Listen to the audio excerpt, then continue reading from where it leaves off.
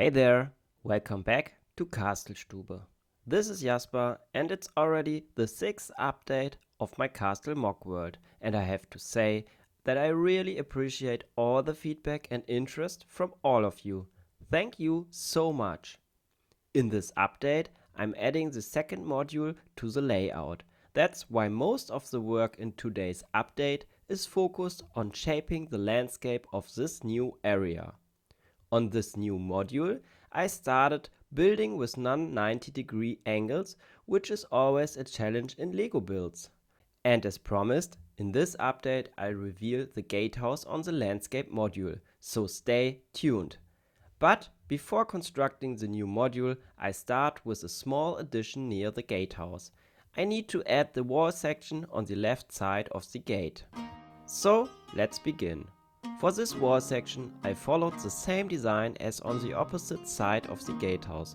I wanted to keep the overall look consistent and avoid introducing a new pattern just for this wall. In my vision, a castle needs to have the same looking walls all around. I really love it when things feel like they truly belong together. And by the way, if you're interested in how this type of castle wall is built in more detail, I have a dedicated tutorial where I built this exact wall section step by step without time lapse.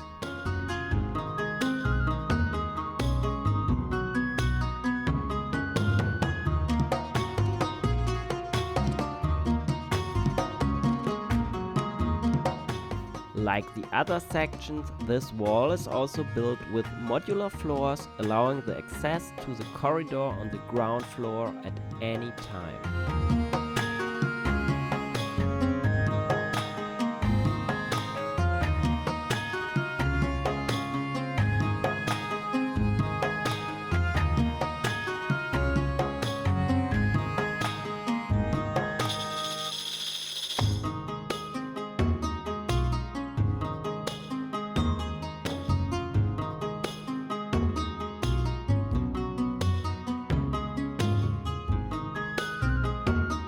With this wall section finished, the gatehouse already feels much more complete.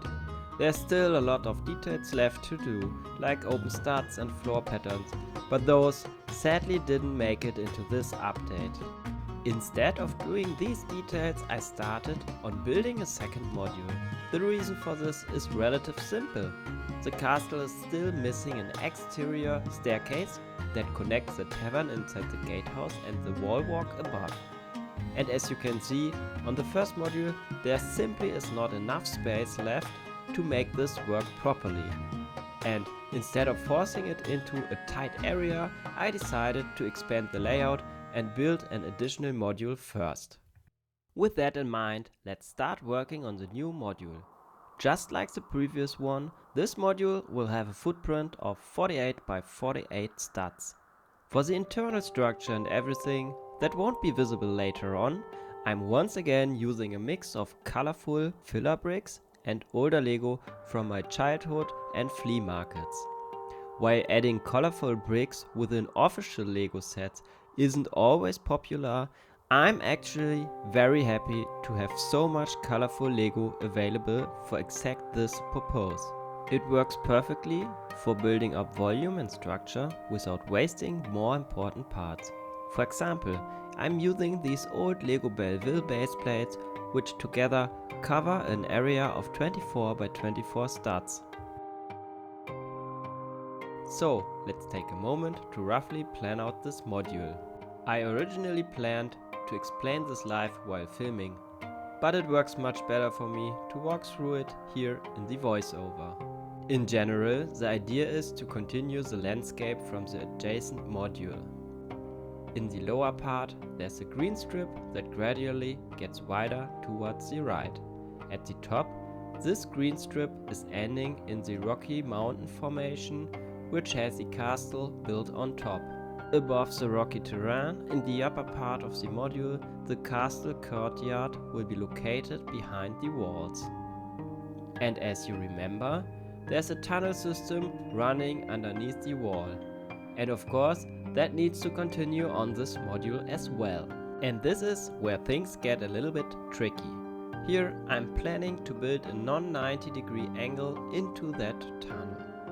But first, I start shaping the green strip and the rocky mountains underneath the castle, brick by brick. To make the green strip more interesting, even without vegetation, I'm already adding several terrain steps that are just one plate high. These subtle changes in height are meant to suggest that this is still rough, unshaped natural terrain. Just like on the previous module, I'm building the grassy areas in regular green, while the rocky sections are mainly dark bluish gray with small accents of dark tan. I'm also using these Lego palisade wall elements once again, which I think work really well for adding internal height and stability. They're perfect for building up structure on the inside, and at the same time they bring back a lot of memories for me. I still have these palisade walls from my childhood, from sets like the Flying Ninja's Fortress and the legendary Fort Legoredo from 1996.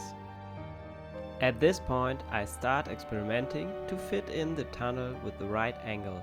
I'm using this 3x6 studs wedge plate here that has a 19-degree angle. A wedge plate with the same angle is also available in the size of 2x3 studs.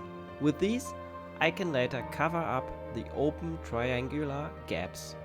To secure this angled section, I'm using these swivel hinge elements. They allow you to lock in pretty much any angle between 0 and 180 degrees, which makes them ideal for builds like this. I guess this is a good moment for my usual disclaimer. Apart from a rough idea of the overall landscape, I'm not planning this build in detail beforehand. That's why I'm jumping back and forth from time to time between the green strip, the rocky terrain and the tunnel, trying to see how these parts develop and how they can be connected naturally later. So, while I don't plan everything in detail beforehand, I do have a few ideas in mind. For example, I'm planning to add vegetation mainly in the areas where the snot studs are visible. On these rocks, I'm currently considering using olive green to keep the vegetation subtle and natural. I could also add a second, slightly warmer color with a reddish tone to suggest small flowers and blossoms. Let me know in the comments what you think.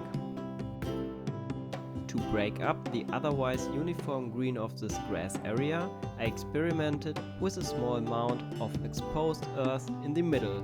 This spot is also planned as a future storytelling element, which I'll most likely reveal in the next update.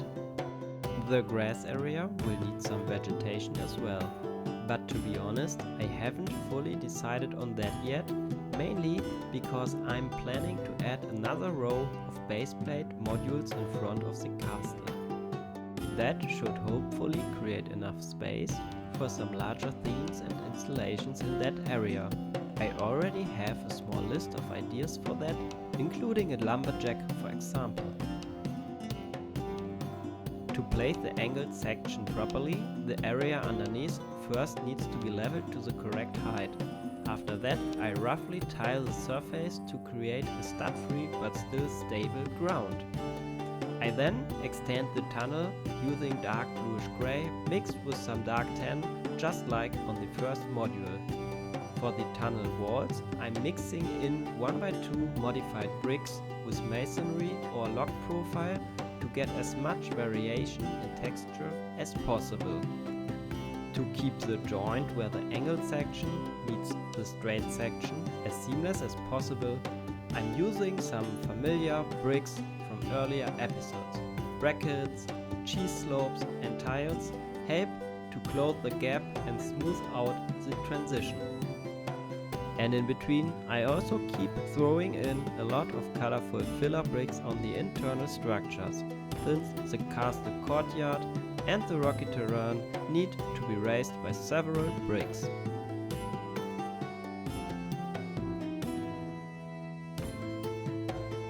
I kept looking for additional spots where I could use swivel hinges to further secure the angled section of the tunnel. In the end, I found a position about 18 by 6 studs away.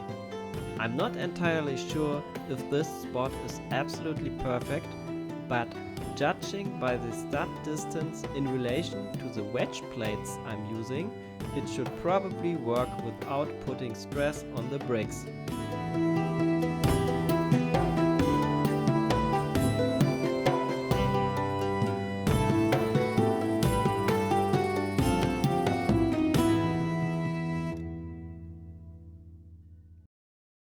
Surprise! To keep this build a bit more interesting for me and hopefully for you as well, my spontaneous side decided to add another 19-degree angle to the tunnel section. For the next few minutes, I mostly let the music take over, as the build continues with the now familiar steps and there are only a few short comments I need to add.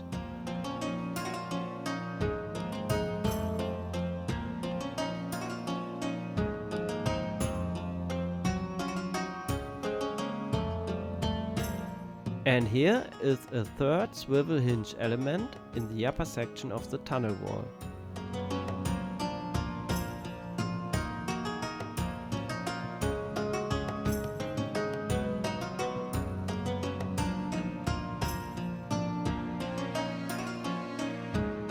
To hide the transition to the neighboring module as good as possible, the rocky terrain here ends at roughly the same height with that little grass strip.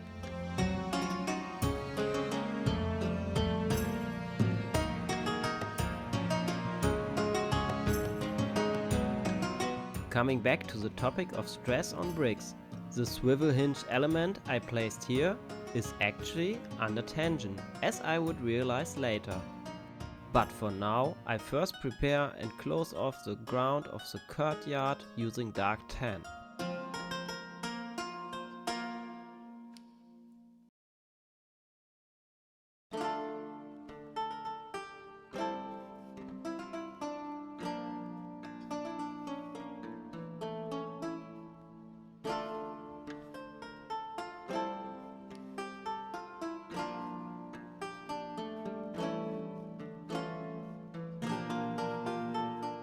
Fiddling with the wall at the bend of the tunnel turned out to be far from trivial, and getting the wedge elements aligned with the angled studs took me some time, until it suddenly fit perfectly.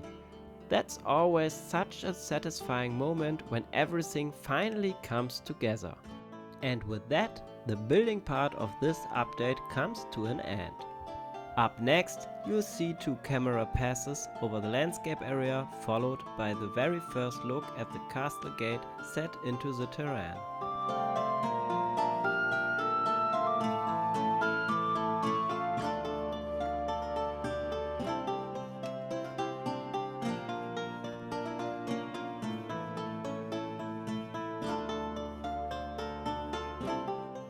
For this video's live section, I will, as promised, reveal the castle gate on its landscape module.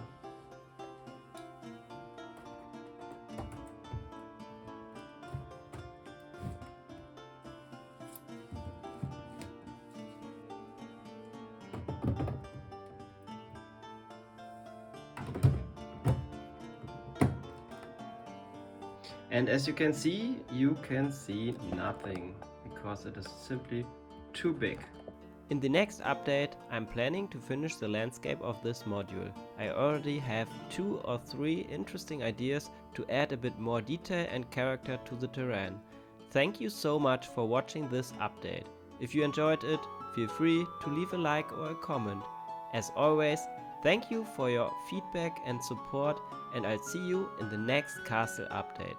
Bye!